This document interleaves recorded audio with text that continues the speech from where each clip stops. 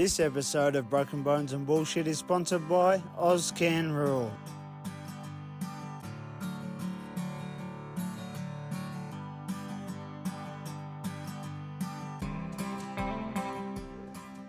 So my next guest is Lane Hanush-Bowen. Welcome on, mate. Thanks, mate. I appreciate you having me. It's an honour. So tell us about Hash Brown. How did that come about? Because your last name's a bit difficult. So yeah, definitely. I think that's just a lack of try, really. Like where it comes from is what it is. But I was like Sam Woodall was there actually. Like we were at Myrtleford Rodeo, and I was in the novice bull ride at the time, and he was just sort of standing in front of me, just like I had me rope. Like they were calling out names, like going through everyone, like Nobby bull riders get ready, and then he's going down the list. He's read out a name, like say like Sam Smith, and then he's going Lane, and like I was like, here we go. He's like pause, and then he's going Hash Brown, and Sam Woodall just spins around and he goes, that's sticking. So it's like, well, if it's easy for everyone, we'll just go with that. Yeah. So no, so that you got that just since you've come down south. Yeah, that was like my first trip down to Vic. Yeah, my first season down here. That's where it originated from, and it just stuck. So it's easier for everyone. It's very memorable. So has it made its way all the way up north, or? Yeah, well, like dribs and drabs, like because the Vic boys, or Southern boys come up, and then they say, "Oh, Hash Brown," and then like my mates from up home, they're like, what sort of name is that? And then I just tell them the story, and then it's sort of circulating. So yeah, I think it's going to become a thing eventually. And you were telling me about your last name, how it's sort of, what is it, half like English or then? Yeah. So is it? Well, my grandma, she's English, and that's like from my mum's side, and then Bowen is Aboriginal. Yeah. That's my dad's side, is the Bowen side. So it's sort of, and like my granddad's Czechoslovakian, which is my mum's dad, and then mum's mum is English. So sort of like a mixed mash of like two different things, but I think it's kind of cool. It's like a start of a new line in my head. Like no one else is Hanush-Bowen. So yeah, no, I think it's makes cool. Makes it easier when someone's calling it out if they actually try. Yeah, that's right. Well, I know it's me, that's for sure. Like, Lane's a pretty plain name, but when they get to the last part, that's when it gets tricky. So yeah. So how old were you when you started getting into bull riding? I distinctly remember the first time I got on a potty. We were just in the yards that day, like cutting and branding, just potties. And then my stepdad at the time said to me, he's like, "Oh, you want to get on one?" And I was like, real manly, like, yeah, I'll get on one. Like, yeah, it'll be fun. And then actually when it come down to it, like they had one on the head in the chute and just like one holding me on the potty. And then I just like got too much for me. I started bawling my eyes out, to be honest with you. It just, the emotions hit me, and then I was just like, they were like, "You ready?" And then I wouldn't say anything, but they just opened the gate and they just ran out with me, like on its back. And then I jumped off and I was like, "Run me up another one." Like as soon as I got off, like it was just full change of emotion. I was like, that was fun as hell. So let's do it again. And then pretty well from there, it just was like something I'd learned to love and appreciate. So. Did any of your family, like your dad or your mother, rodeo? Dad rode bulls and my older brother rode bulls. So, oh, cool. Yeah, that was like sort of how I got fathered into it. Like my older brother, he took me a lot of places and taught me a lot to start off with. So that was where it originated from. Like, yeah. And was your old man still rodeoing when you were like old enough to remember, or? Nah, not really. Like, I would have only been real young. Like I was alive definitely when he was still riding bulls, but I don't remember him riding bulls at all. But he always used to give me trophies and whatnot, like oh, cool, buckles and different trophies he'd won, and I'd always hang on to them, and I thought that was the coolest thing ever. Like, I was always walking around with a 2003 Open Bull Ride Mount Carbine buckle on my belt, thinking I was cool. So I do remember that sort of stuff, but I don't remember him riding bulls at all. Yeah. So. But, has he come to a few rodeos nowadays? Yeah, definitely. Like he's watched me ride and he's been there at a few shows and whatnot, and it's always good to have him there, like, because I'm always on the road, like traveling far away from home, and they don't always get to see me ride, and it's always just like, send them your video over message and then give them a call and let them know how you went. But when they're there to see how you go, it's Yeah. cool. Yeah. Have Definitely. they come down south to see you, or just when you're up north? Just when I'm up north, they've always talked about coming down, like watching me down here, but it's just like one of those things that sort of haven't happened yet, but Yeah. will eventually, I'm sure. So you're going to keep coming back down, Vic? You like it down here? Yeah, 100%. Like that's what in the summer back up home, you were sort of always scratching to find things like rodeos to go to or places to go to. Like it's good getting on practice balls all the times, but it's just, you want to show your craft like off, like you want to go to a show, you want to travel with the boys, you want to win some money. Like, so Eli, my mate, he come down here when he was about 12 or 13, and I'd always heard about guys coming down here and like they'd come back up home like way more advanced, and I'm like, that must be where you go to ride bulls. Yeah. Like, so it never really happened for me until I was like 21, 22. I come down here and then loved it ever since. Like, I've like honestly, like ever since I come down here, I've grown so much as not just as a bull rider, but as a person too. Yeah. Like the people that you meet and like the things that I've learnt coming down here, it's like a second home almost. Yeah. And like I haven't even been down here that long, but it's just grown so much on me so quickly that And you like living in the Humpy? yeah. Well, that was the thing. Like when I grew up, I'd always see the older boys like they'd come down to the Humpy. I'd always heard about the Woodles and like they'd come down to the Humpy, like all like Rowan Markham, Michael Smith, Cody T, Sam O'Connor, like all them boys. Like I'd always sort of looked up to growing up, and they'd come down here and they'd get back up home and they'd just be riding everything, and I'm like, I want to do that. Yeah, and there's then, something in that. yeah, you'd hear about like 19, 20 blokes in the Humpy, and then I got down here and I was the only one in there by myself, so it was Lonely. it was weird. I was like looking for that camaraderie and whatnot, but it was just me by myself. But it's sort of a blessing in disguise because I just got that like straight up one-on-one interaction, like you know what I mean. Yeah, Like, working with Rowan and then getting on bulls whenever you sort of want. Yeah. And they like, buck out pretty regularly still, don't they? Sundays and Wednesdays. yeah, like definitely, like they definitely try and as much as they can, like 100%, because, well, like now they probably don't want to drive their bulls as much just because there's a lot of entries. Like sometimes they get 40 entries in the novice bull ride, like. So there isn't like you can't they don't always buck them on like a Sunday, but definitely through the week they'll always try and run a couple in for the boys, like just to try and keep it fresh in your mind. So It's sort of hard for you if you're a little smaller. They could put you on the 2-year-olds. Yeah, You'd be touching the ground. Yeah, definitely. But I don't know, it helps you drag your knees up a bit more. Like so you can learn something from it. But yeah, like that's the thing. It's kind of hard because there is so many entries, and you don't want to make them flog their bulls like every week just for you to get on a couple. Like you can also practice in your mind as well, I guess. Like that's something that I've learned as well. Just vision it in your mind. And do you think just being down there and then like just cowboying while you're down helps you on a weekend? Yeah, definitely. Like just the fact of being around that mentality 24/7, because that's the way they are. Like they're not any different. Like they're not trying to be any different. Like Yeah, they're not dressing up for Nah, this. nah. It's just that's just how it is all the time. So being around it and training your mind to be like that too is just like, it helps your riding immensely, definitely. And then if 100%. you ever have any questions or stuff you're not sure about, they're right there. Yeah. Like you can just find the answer straight away. 100%, yeah. From guys that are like, well, the proof's in the pudding. Like Jack is who he is. Like he's achieved what he's achieved. Yeah. And like, you won't find a bloke that rides bulls any better. Like he's one of the best in the country. Like was one of the best in the country. So you got him just right there to ask any question. And Ron's been around forever. He's seen every side of the coin, so makes it. But that's the thing. Like they've seen, a lot of different scenarios and everything in rodeo and whatnot. But they just make it so simple. That's the thing. Like they just call a spade a spade. Like sometimes you just overthinking it in your head, and then you just go and talk to Jack or Ron or someone, and they just like plain and simple just tell you straight up what it is, and then you're like, yeah, that makes sense. Like you're just overthinking it. So that's what the best thing is they just make it plain and simple how it is. It's just straight up what it is. So yeah, it is good that way. And then if you've been a pussy, they'll call you out. Well, that's for sure. If that's plain and simple that you're being a pussy, they'll say that. Yeah. But it is good, like, because, yeah, that's just how they are. That's how they're bred. It's in their blood. Like, yeah, being around it, it helps you grow, like, not as just as a bull rider, but as a person too. 100%, yeah, I agree.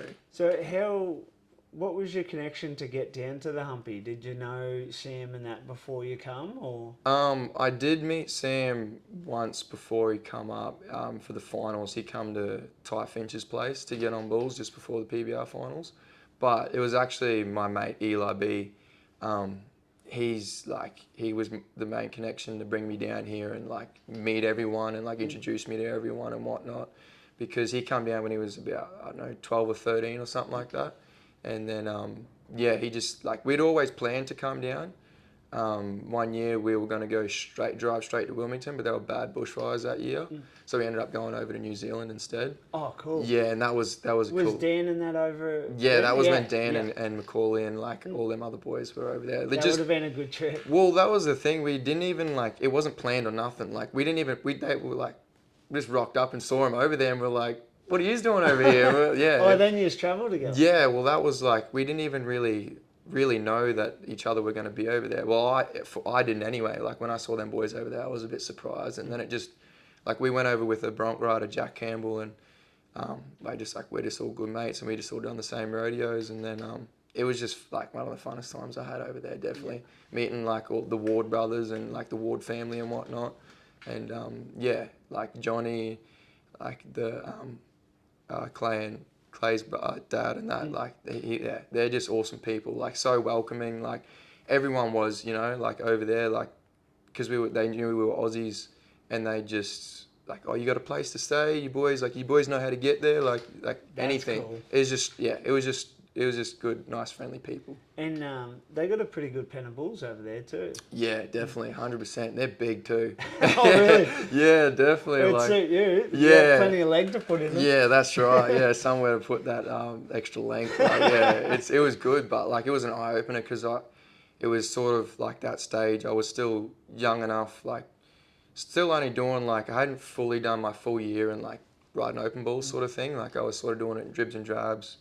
And then I went over there and was just getting on like good bucking bulls, like big, good bucking bulls. Like that was what really opened my eyes. And like, yeah, like now their pen has just excelled so much. Yeah. Like, yeah, they've got a really good video, pen. they're grouse. Oh, yeah, like that's what you want to get on, like 100% cowboy bulls. And like, I didn't get to go to the South Island, I just done the North Island.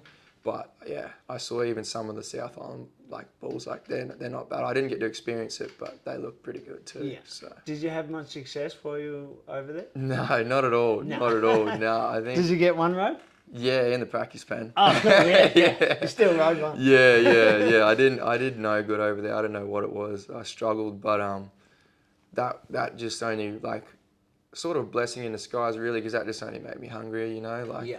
Coming and back was that over. your first big trip, like fully away? Yeah, your own? yeah. Not on your own with But other fellas, just with boys, yeah, 100%. That was like first time out at home, traveling on the road, figuring out by yourself, like being somewhere that you have no idea about, like no geography, like nothing, like you know what I mean. Like we were just figuring out day by day. But when you're like 18, 19, you don't care. Like you don't give a shit. Like well, you just, worst case, you just sleep in the car. That's right. You know, you're just with yourself and the boys, and you don't care. Like as long as you're having fun and you're getting down the road, like next day's next day. As long as you've got enough money to pay your entry fees, like that was all we cared about, really. Like, and that was the funnest thing. We were just in a little Nissan Maxima, like a little like sedan, like a little mum's car. Like we were just cruising around in that, and yeah, it was the funnest time ever. Yeah, that's for sure. Since you've been down, Vic, what was one of the best bull rides you made?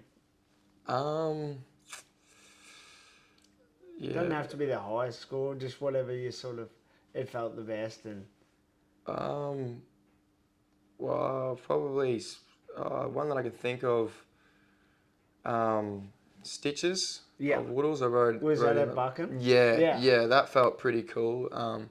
Like I was dealing with a little tear in my groin at the time, and like I wasn't really like I was a bit had that niggling thing in my mind. It was in my right, like on the right side of my groin. So away from my hand, I was a little bit weary. Like, but he come out and left out of the chute real nice, and then kicked over his head and come out to the right, and I picked him up, and it just felt nice, like getting around there. So they probably, I don't know, bumped me up a few points more. Like I was 87, but I took it anyway. Well, it's not your job. Yeah, your that's job's right. to ride them, not to make the score up. Well, I was the only scorer anyway, so it didn't really matter what they scored me that day. So no, it was. I got on Golden Boy that day. Oh and just got pulled down. Yeah. Well, you rode good. Didn't you get on High Roller? The day before knocks me out. Yeah, cold. But that was like, because he one jumped me the round before that. So when I saw you nearly ride him, I was like, go on. And then, just got you down. But like he near on knocked me out in the first round. I was dazed, that High Roller when he knocked me out, I thought that like, I just fell down and got out. And then everyone's like, nah, like you were like. Yeah. And then we had to... Our car had broken down, so we were at Omeo with no car. Yeah. And then we got a lift with, I still can't remember who it was. Yeah. But we went to Buchan, and then Mrs. booked a hotel and stuff. I woke up in the morning and I had no idea where I was. Oh, really? Lost of memory? Yeah, didn't remember any of it. Oh, no. I was like, how did we get here? And that's the worst thing ever. Like, and you got a ball to get on that day. You don't even know why you're there. When I was there, every time I'd stand up, I'd get like that vertigo. Oh, no. And then like throw up and feel sick. I was like, I don't know if I should be getting on. I was like, nah, I'll be right. Yeah. And then nearly worked. Yeah, nearly worked. Yeah, that's the thing. Well, at least you can take the positives out of it. You know what I mean? Like 7 points. Like, that's. Well, you still manned up and got on, and you nearly made it work. You know what I mean? And that's the things you live for, I guess, in this sport. You know what I mean? Like it's such a fine line with bull riding where you should just do that, or there's other times where you should pull up. But that line in the sand is so hard to see. Like whether definitely. you're just being a pussy or you should push through it. 100%, definitely. And then, but like that's the thing, I guess. That's only comes with like getting on and knowing yourself. Like you do it. I don't know. I feel like you do have to put yourself through that sometimes, though, and you think maybe shouldn't have got on. Yeah. But at least you know for next time. Like I think the biggest one is like most of them you could probably push through, but if there's anything with your groin, I think you should just leave it. Yeah, 100%. Yeah. That's like, well, you're going through it. Yeah. Like you're just coming back from it now. Yeah. Like Sam's having troubles. Yeah. And you hear of so many. Once it goes. Yeah. Like it's a nightmare. Oh, 100%. And biggest thing for me is it just destroyed my confidence. Like, especially balls away from my hand. Like I love getting on balls away from my hand, and as soon as I was getting tipped, I was looking out because, like, it would just freeze up on me. Like I could not move it. Like it would just freeze up, and then that was it. And I just feel like it just destroyed my confidence. Like, yeah, wow. But I still made myself get on because like you said, like I thought I was just being a pussy, and like that just took more of a mental toll on me than anything, and probably shouldn't have been doing it, but should have just took that time off. And because you're sort of prolonging your time, like, you know what I mean? Like if you're not just getting ahead of it and just going, right, I'm going to take a couple of months off, I'm going to heal it as best I can, and then we'll go out and see where I go. Instead of just trying to push through it, you sort of just got to take that like hard pill to swallow and just be like, rest it, see how it goes, and then go from there, sort of thing. Like you see a lot of guys, like if they just once they sort of did it, if they just took 6 months and did everything right, instead of like you see them for like 4 years and they're still struggling with it because they're coming back and thing, and then they're just never fully getting it to heal properly, and then they've dragged it on for that long that it's never gonna heal properly. That's right. Yeah. And then that's it. Well, 100%. Yeah, you've got to think about it a little bit. Like, I know it is that sport where you just go at it, but at the same time, it's sort of a business decision. You got to think about your longevity of your career. Like, like I always think about that. Like, I know I'm young now, I'm 23. I always think like, well, I got another good 10 years of riding bulls if I look after myself. You know, like there is one thing being tough and another thing being dumb. Like, you know, so. And that line in the sand is very hard to see sometimes. Yeah, very hard to see, especially when you've been on the road for so long too. Like you've been in that mentality of just getting down the road, making your money rodeoing. Like that's the way you make your money. Like, and you don't want it any other way. You're doing what you love, and you're getting paid doing it. Like you don't want to change it for the world. And then when you have to sort of look at things from a realistic point of view, you're like, you sort of just block it out and don't want to think about it, but you sort of do have to think about those things sometimes. It sucks, but it's what you got to do if you want your longevity in the sport sometimes. So yeah, I've seen a few fellas and like, I don't know if he's really tough or just really dumb. yeah, exactly. Like you take your hat off to him, but at the same time you'll shake your head, like you know what I mean. Is there anything up there? Yeah, that's right. Yeah, he mustn't feel pain, this guy, or something. Like it does get to that point, and like you do have to think about it, and just like I know myself. Sometimes when I have a break, I come back way better.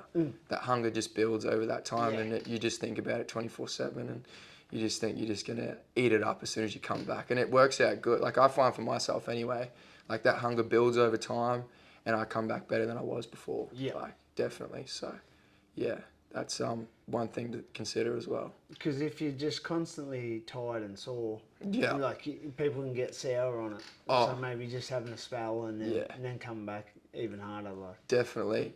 Sometimes that's all you need is just that little break. And then you have that little break and you're like, why didn't I do this sooner? Yeah. Like you sort of think to yourself, you're like, geez, I sort of wasted a bit of time there, like getting on when I shouldn't have. I could have, been just going away working, get your mind right, get your body right, and then go back at it, sort of thing. And then you're all cashed up, so you That's can just right. radio. Yeah. You sort of just take off your uniform, throw it in the wind, and get back to rodeo. So do you work outside of rodeo, or just pick up odd end jobs, or you got? I'm a boilermaker by trade. Oh, cool. Yeah. So I grew up in Mareeba, far north Queensland, and then as soon as I graduated school, I moved to Townsville, and then started my apprenticeship straight away. And then in that time, my older brother, he knew Ty Finch, and like I owe a lot of credit to Ty. Just the fact of always being a good mate, always being there, always bucking bulls for us, like. Even if we weren't bucking bulls, there's somewhere to go hang out, like even over the summer months, because there's not much that goes on back up home. So it's either stinking hot or pissing rain. Yeah, you haven't got much to do. You got to pick your days, really. Like, it is a bit like that. But through that transition from being like 17 to 18, starting to get on more open bulls, like I owe a lot to Ty. Like, he definitely didn't put me on anything that would kill me off, but he'd put me on the right bulls and. Had that pen that was at my level, and now he's just like I'd get on that one that would step me up. Like, he had this one, Jack Frost, and like it'd always be that one that would, like, I'd see all the like older boys having a bit of trouble with, and I'm like, that's the one I want to get on, and I'd get on him, and I got him done once or twice, and like that done so much for my confidence and whatnot, and like I just built off that, and now Ty has like an awesome pen. Like, it's so great. I can't wait to go back up home and get on a couple of his bulls. Does Riley Eade own that bull now? No, different Jack Frost. Oh, different Jack Frost. Yeah. So he was like sort of a plumber looking bull, black and white. Oh, yeah. Yeah, straight out flat horns, but yeah, different bull. But he doesn't have him anymore. But yeah, now Ty, like, that's where I was, like, in Townsville when I moved there. That's what I was doing. I was doing my apprenticeship as a boilermaker and getting on practice bulls at Ty's. And were you still like rodeoing on weekends? Yeah, still going to as many as possible.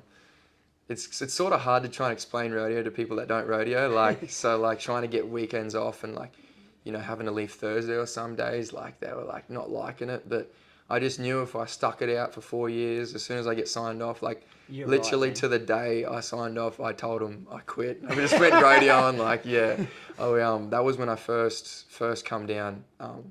Like I was going to the X-Bull finals, and I was at, I remember I was in the driveway at Tyson Smith's place, and I was supposed to be back like that Monday, and the X-Bull finals was on like the Saturday, and I was in the driveway on like the Friday, and I was like, yeah, I'm not coming back. That was it for me, like, yeah. So I just didn't even, and I felt like, yeah, I probably should have went back and done a year for him, but I was just so caught up in like, I was ready to go at it, like, because I felt like I'd been held back for that 4 years, but I don't regret it. Like, now I've got something behind me, so when I do get injured and whatnot, I can go away and earn some good money while I'm not rodeoing and focus on that. And then when I come back, well, I've got that money behind me and I can just go at it. Well, there's not a contractor in the country that won't run bulls in for you if you know how to weld. Yeah, that's right. Yeah. Every contractor wants something fixed. If you can fix panels, you're worthy. So, We'll run as many as you wanted. Yeah, that's right. Yeah, 100%. So it has worked out well for me because, like, in that aspect, like, I built my own buck and drum and whatnot, like, cool. stuff like that. And then I ended up, when I was living at home, I was 16 or so, I bought a bull off Ty. He was a Bambi's blood calf. Oh, cool. Just like a big, cool looking uphorn Brahma, like, yeah, real paint, like, yeah, real cool looking bull. And he was just like a big old Brahma, like, rare out of the chute, drop real hard and then come around, like, cool. taught me everything I needed to know. Like, that was the only practice bull I had, but built my own buck and shoot with my older brother. And sick. Just one shoot one way, that was all we had. Just like one little pen, like, but he was quiet as, like, you'd go out, like, I'd go out with the bucket of feed and he'd, like, push you out of the way to get his feed. Like, he was quiet as, yeah, so perfect to have. But, yeah, that was, like, I just felt like Boilermaking was just went hand in hand with what I wanted to do. So that 4 years was hard because a lot of boys went places I couldn't go because I had to work and stuff like that. But stuck it out for that 4 years and then eventually. But you're still so young. Yeah, exactly. So it didn't matter. No, that's right. Like, and now I got that behind me, so, like, it can work out anywhere. And like, if I do go, I don't think that the like standards and whatnot change too much if you go overseas. So yeah, it does work. Oh, so you want to go to the States? Yeah, definitely. Yeah. I was like, that is definitely something I'm planning on doing. I definitely want to. It's definitely in this year or next year. Like, go over for a couple of months, just dip my toes in the water. You know, make a few connections. That's definitely on the cards. Like, and you just want a pro rodeo or PBR? That's sort of what's been on my mind is, what do you want to do? Do you want a PBR or do you want a rodeo? And I love rodeo, and, like, you know, like, there definitely is that money in PBR and whatnot.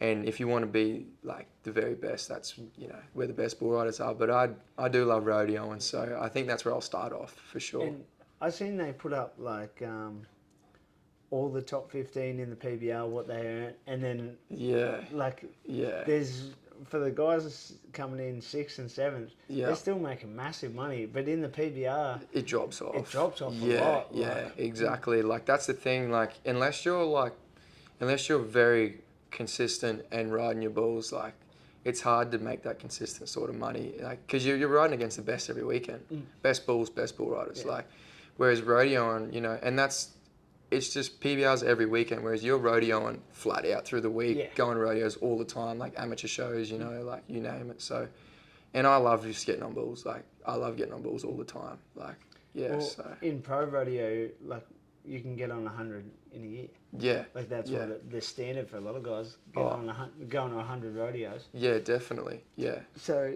that's nuts. Yeah, like, exactly. Like, where I don't know what the PBR is. It would be about 40 or something. Yeah, something like that. Yeah. Like, not including probably wouldn't even be that many for the Built for Tough because they've got the teams deal. Yeah.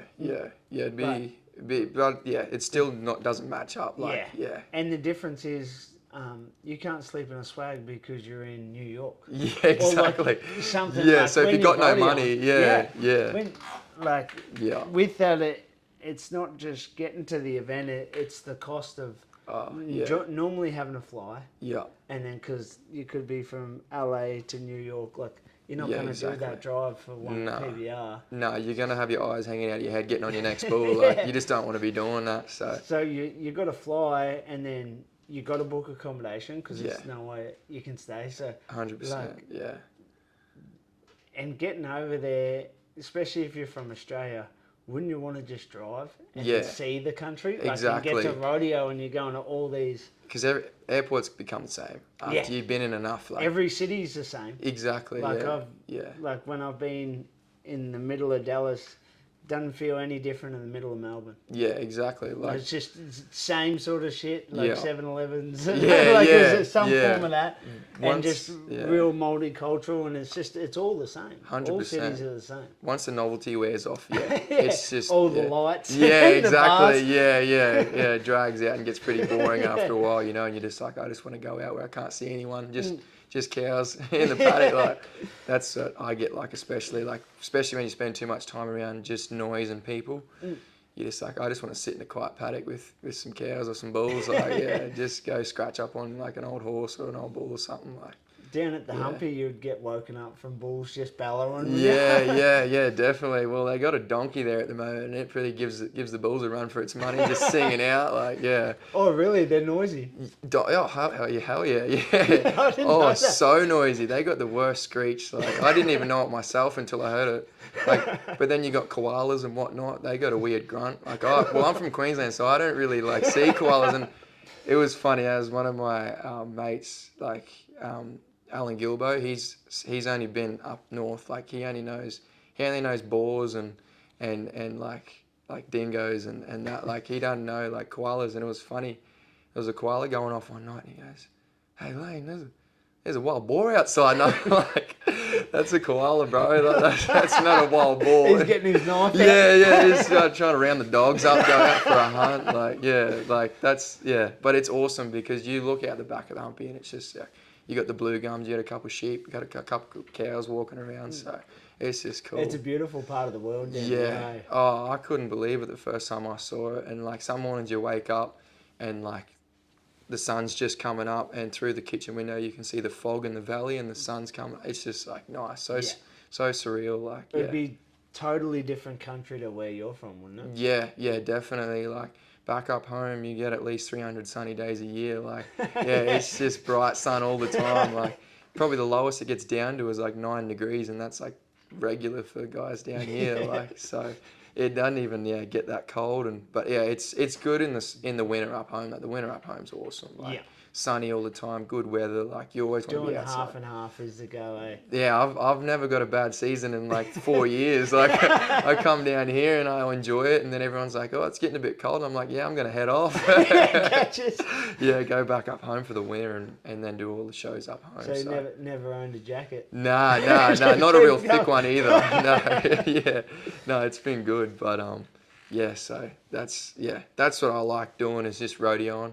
So I'd say. So when are you planning to get to the States? Well, I was definitely planning on doing it this year. I want to do Cowboy Christmas over there, but I think I'm just gonna have to knuckle down and sacrifice a couple months, go away working for a bit, go working away, and just get that money behind me. And I do know a few people that said they've got like connections and there's heaps of Aussies over there at the moment, but when you're sort of going, like, you don't know if you're going with anyone, or like, because I'm not going to wait on anyone. I just want to go when I want to go, sort of thing. So if you're just going by yourself, you sort of need that head start. Like, if things don't work out so well, like, I sort of, like, I'm already a motivated person. I don't want money to be that extra motivation. Like, I sort of just want my own motivation. Like, it does get to that point where the money starts running low and you're like, I got to bear down here, but we'll think about that time when it comes to it, sort of thing. Like, I don't want to start off that way, that's for sure. So just sacrifice a couple months and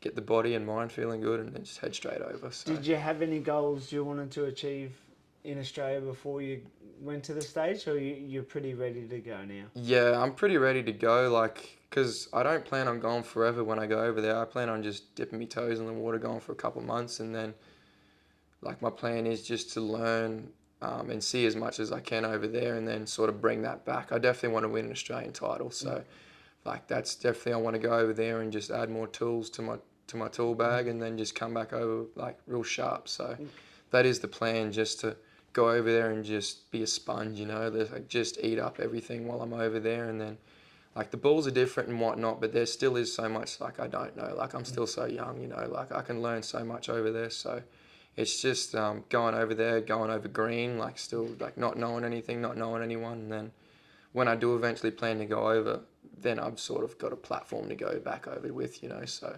Do you approach, like, getting on bulls a little different due to your height?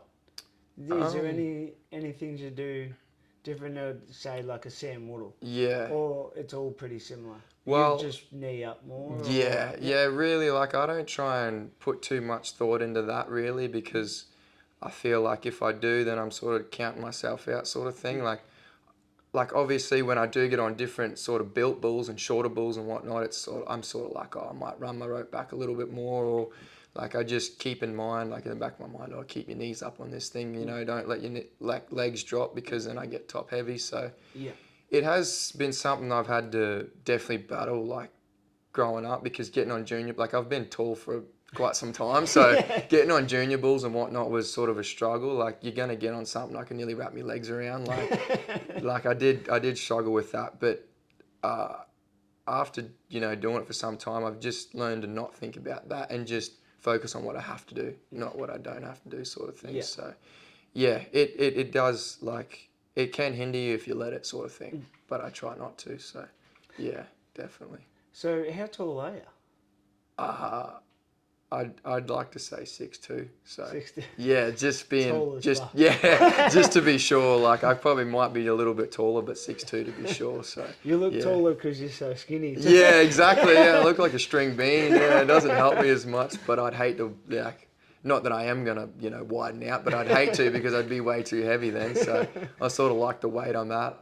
Yeah, I've definitely trained hard enough before that I've put a few kgs on and I've noticed it. Like, because when I've gotten injured, I've went just like training the whole time. Like I've nothing else to do, just work and train. Come back a few kilos heavier, and I'm like, oh, that doesn't feel right. Might drop a few kgs. Yeah, definitely. But yeah, it's I don't know. I sort of take it as probably the biggest issue I have is jeans. Oh, really? Yeah, finding the right jeans because. What are you getting, like a 30, 38? Yeah, that's exactly right. Oh, yeah. that's it? Yeah. 32, 38. Yeah, that's what I run. Like, because A it's. bit creepy on that. Yeah. It was a guess. Yeah, well, I didn't good look. one at that. So. No, but that's the thing. I just go 38 just to be sure. I hate when you sit there and you got about 3 inches of your boot showing. It's never nice look. So yeah, just running a bit You'd longer. fit in Melbourne. Yeah, They're that's all for running sure. their jeans up high. Yeah, I got the ankle showing. Yeah, no, I was trying to stay away from that part. Yeah, no, definitely. But We'll have a little breather and then we'll get back into it. yeah, definitely. Ozcan Rural, providing Southwest Victoria with everything related custom sheep and cattle yards. Get in touch with the fellas via email ozcanrural@gmail.com. That's AUS, can like the one you drink, rural@gmail.com. Building fences straighter than your local politician. Welcome back, mate. Yeah, no, good to be back.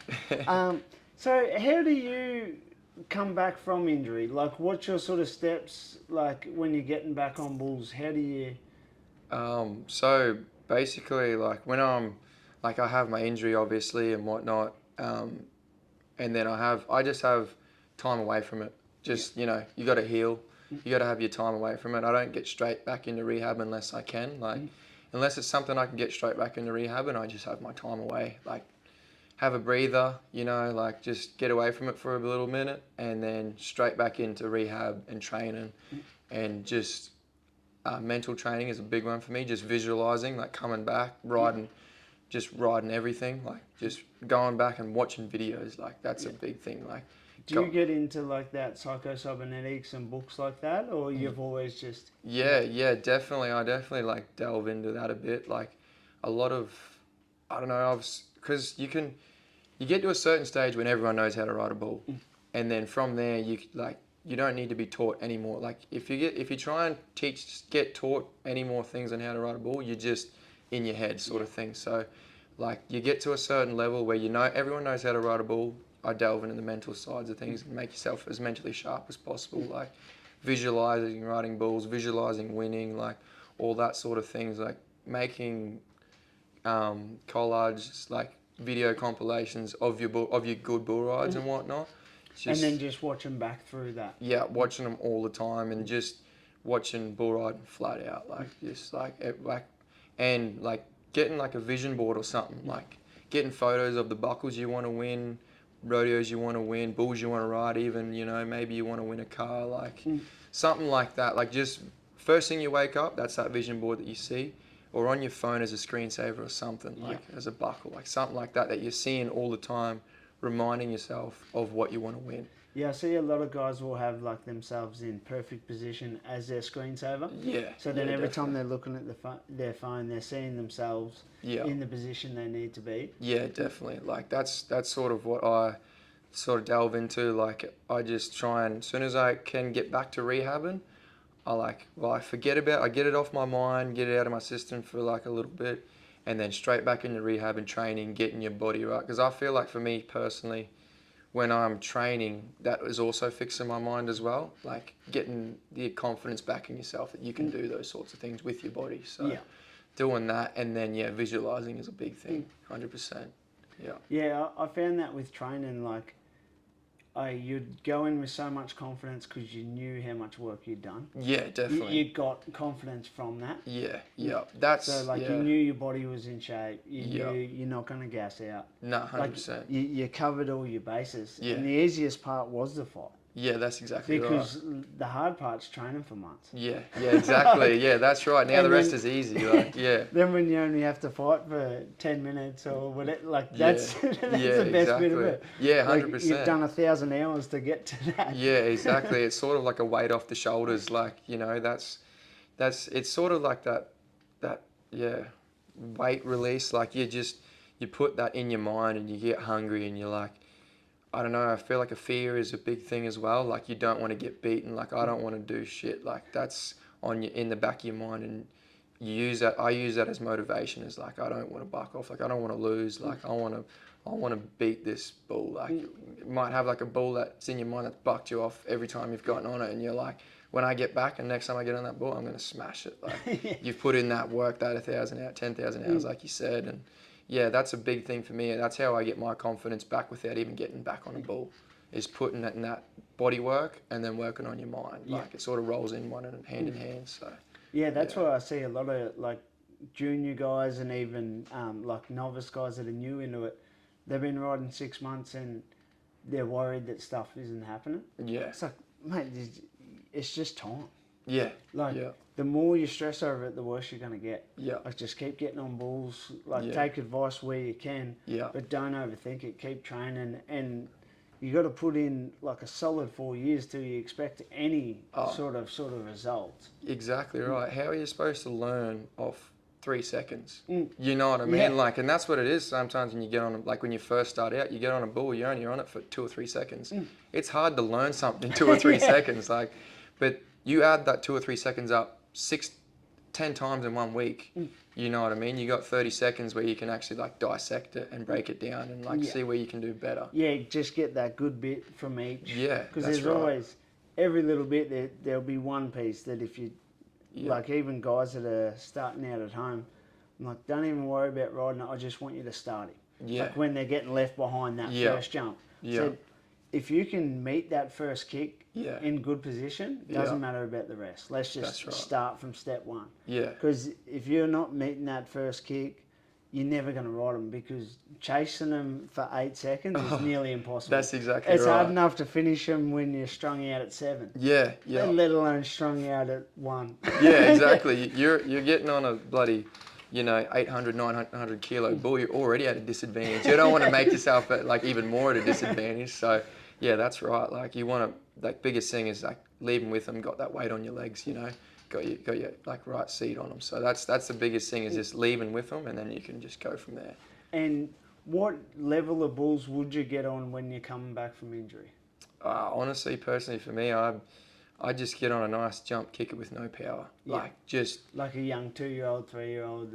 Something that's just gonna out there with a good little bit of time, and might throw in a little belly roll. So you have to make sure it's not just turn your brain off. You still sort of got you're still going to get a halt and then re-grab and get back next jump. Like something that's got no power about it, so it's not going to throw you around. So if you do get out of position, it's not just going to throw you on your head, but something that's just going to jog your memory again. Like you remember how to ride bulls again. It's just like get back in that rhythm, and then you get off. And the biggest thing is seeing them again.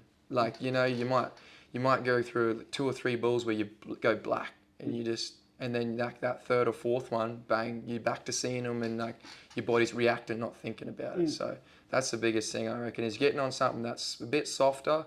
Like you have to put your pride aside for a little bit and just like get back to doing what you can do. So yeah, definitely. And do you ride American or Brazilian? Brazilian. I've always like been hard on the American growing up, because that's all I've ever known. But I've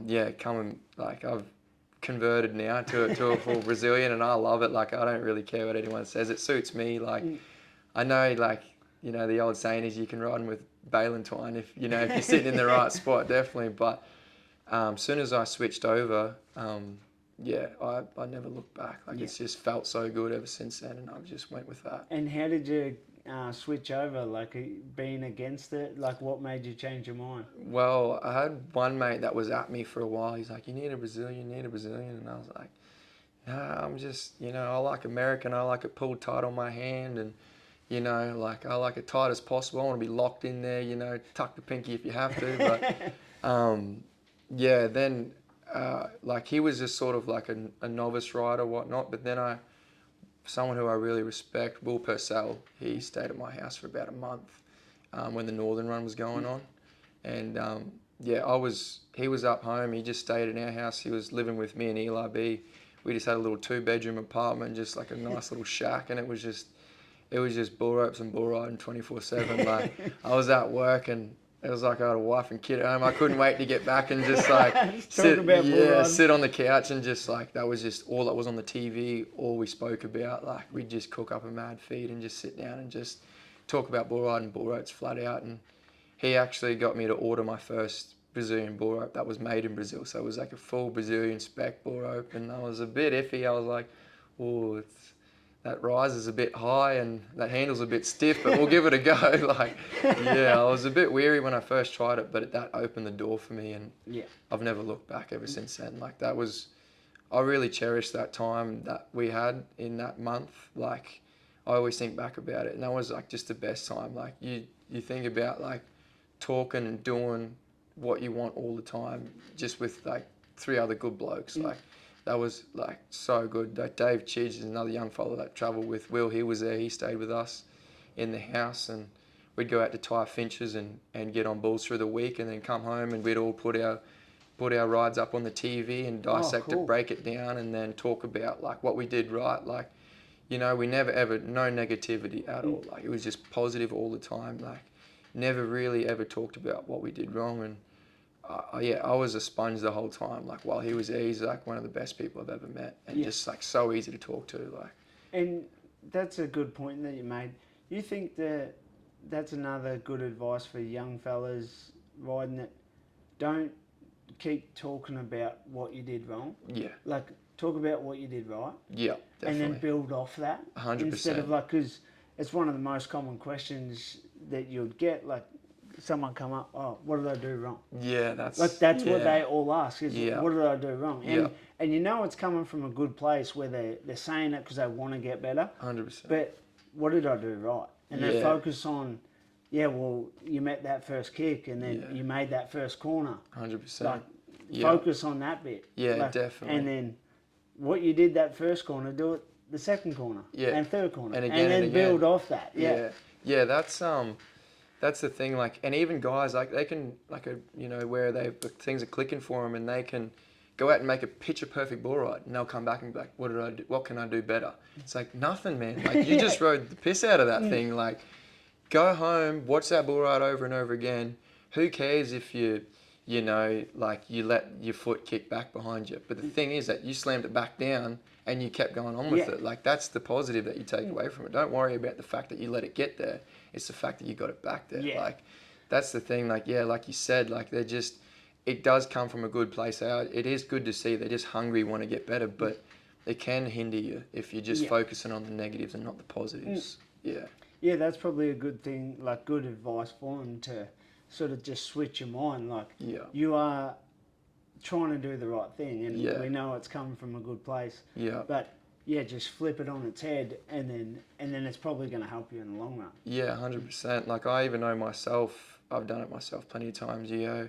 You'll do something wrong on the last bull. You got on the next bull. You're like, okay, don't let your feet get behind you. Guess what happens first jump? Your heels get clicked and you end up on your head. Like, that's because you're thinking about it. You're not thinking about hard feet. Keep your feet down, weight on your legs. Like, you're not thinking about all the things you should be doing. You're thinking about the opposite. It never works out. And the crazy thing is with your mind is your mind doesn't know the difference between something that you imagine and something that actually happened. If you think about it enough. 100%. So if you keep thinking about your feet hitting you in your ass, you're actually programming that into you. It's going to keep happening. That's right. Like, Yeah. So that's why it's so important to focus on them good bits. Yeah. And keep that running through. Yeah. Yeah.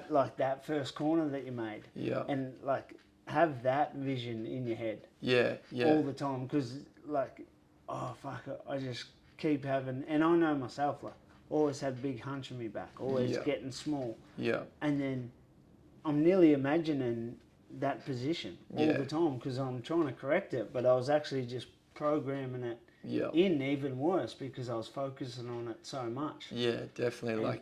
And, 100%. And then not focusing on like, well, you're still being able to ride if you doing everything wrong. Yeah. Yeah. So like, there's something there. So it's just like you build on the good bits that like, well, you're meeting it that first kick right, and then once you're getting in a bind, you're getting small. Yeah. Like you don't even focus on that bit. Just focus on that first part where you're nice and tall and looking good. Yeah, that's right. And then keep thinking about that bit. Yeah, 100%. Like that's the mind tells the body what to do. Yeah. You know, so that's where it stems from. And yeah, like you said, if you keep programming it in your mind, that's what you're going to do. So you do need to, like it sort of almost feels wrong, but you do need to trick your mind. Yeah. You do. Like you need to tell yourself that you do everything, like you do those things right, and that's what you do, and you just envision it over and over again. Like you got to trick your mind into thinking that that's what you do, because the mind tells the body what to do, and that's what will end up happening. So. Well, you see them big burly blokes, but they get a head injury and then they're weak.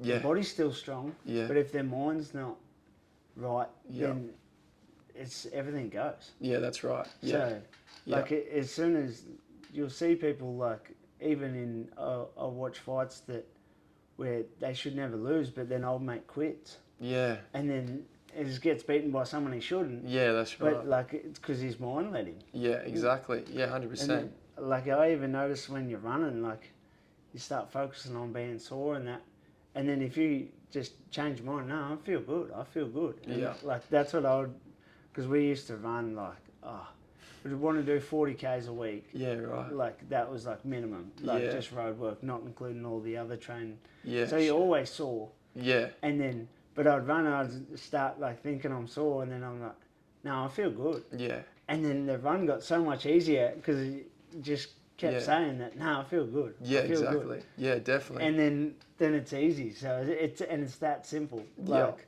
your mind will quit before your body does. Yeah, that's exactly right. Yeah. And that's another thing, like you said, when you get that feeling of soreness, you want to say like, nah, I feel good. It's like when guys, like when you go into a bull ride, you're like, oh, I'm nervous. And it's like, no, I'm excited. Yeah. Like training that feeling of nervousness into excitement instead of going, oh, I'm nervous, because that's what you're gonna create that as a habit, as saying, oh, I'm nervous. Whereas if you could go get that feeling again, you go, oh, no, I'm just getting excited. Like, you're keen. Like that's what you trick your mind into thinking. Yeah, definitely. So what's next for you? Planning on getting to the States? Yeah, that's probably the next best thing. So that's in 12 months, you reckon, or within 12 months? Like I'd love to do the crisp cowboy Christmas this year, but that's all like part of planning and whatnot. Like I don't want to just go in willy nilly. I know. Like and that's coming up quick. Yeah, it is coming up quick. So I got to sort of make moves, but yeah, it's definitely like within the next 12 months. Like that's something I want to go over and do. Just dip my toes in the water and then just see what I can bring back from there, and then go towards winning a title over here, and then we'll go from there again, sort of reassess the goals and go again. But that's the next best thing, is just to go over there, try my luck, get on as many as I can, meet as many people as I can, and just be a sponge really. So And what's your next rodeo? Plumpton.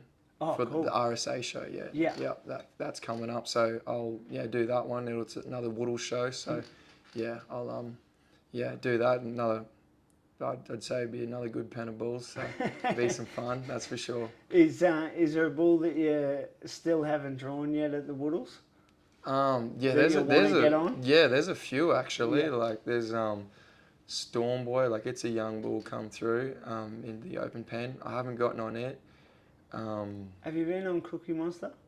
Yeah, yeah. He's cool, eh? Yeah, he slapped me. Yeah, yeah. I got on him. Did you find him real hard body? Like, yeah, stiff? he is definitely Strong, eh? Oh, for a little bull, like he's not very big, but like if he leaves you behind, you know about it. Yeah. That's for sure. Like when yeah. I got on him, like it'd been ages since I've been on a bull that like you grab your feet and then it just hurt everything. Like he was just so stiff. Yeah. Like his body's just like a little barrel. Yeah, he's a little stout little thing, that's for sure. Yeah, I got on him at Denny last year, and I rode my first round. The first bull I got on there, I got on Little Joe and I rode it. It was just right there in the latch and got him done. And then I got on Cookie Monster in the second round and feeling pretty confident. And I was like, yeah, well, this is. And because they buck similar, they're both up to the right there to the left. Normally. Yeah. Well, no, that's what I was thinking too. Yeah, and that was probably what I was thinking too much. He come out and went left and then put a big fake in, went right, and just the first thing to hit the ground was my head. So yeah, didn't feel too good, but yeah, he's one I want to run back.